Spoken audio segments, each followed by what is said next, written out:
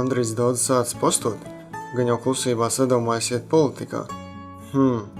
Solveiga sen nav likusi bildes, kad tik nav pie slikta friziera bijusi.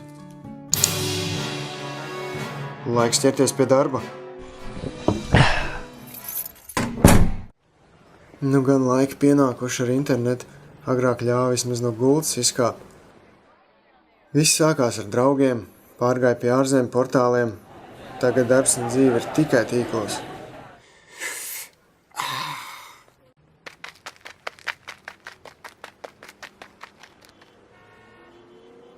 Tiešām preses nams ir pazudis. Bet kā? Kā gan tas ir iespējams? Tas nav normāli. Jānoskaidro, ko par to runā žurnālisti.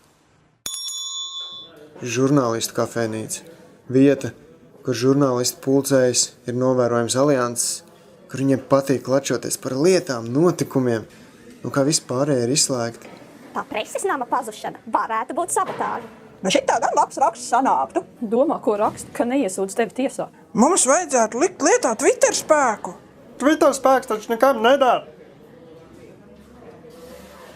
Hei, es atradu preses namu. Skaidrs, jādodas uz Parīzi.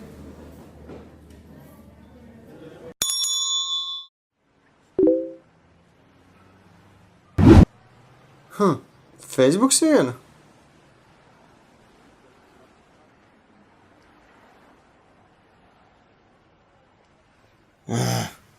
Photoshops. Sociālajie mēdī man ir maldinājuši. Patiesībā jādodas uz Aķisalu.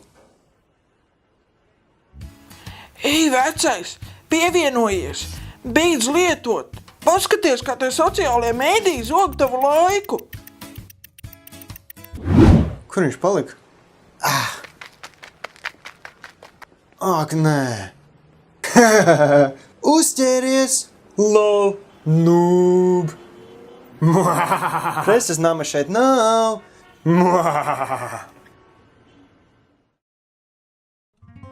Twitters nav žurnālistika. Twitteris nav žurnālistika. Tā nav īstā vieta, kur diskutēt un atklāt patiesību. Man jāpamācās.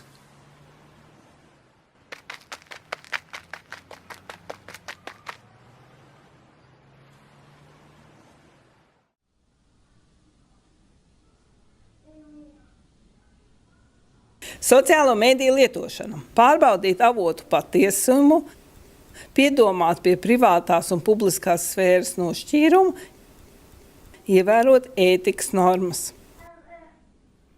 Pārbaudīt avotu patiesumu. Ir nepieciešami uzticami avoti.